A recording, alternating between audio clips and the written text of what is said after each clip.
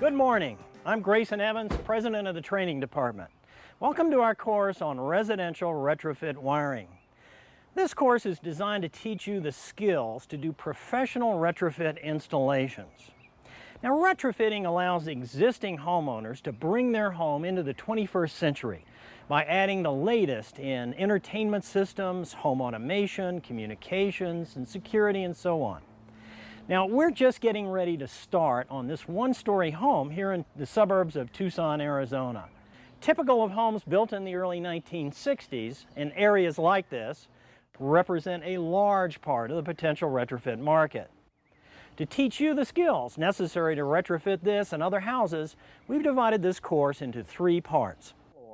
Part 1 will teach you the essential skills of knowing what's behind the walls by showing you typical home construction methods and how they've changed over the last century. In Part 2, Mike Cogbill and I will show you the tools of the trade and step-by-step demonstrations of when and how to use them. This is a hands-on demo of traditional and maybe some new techniques for installing cable inside existing walls.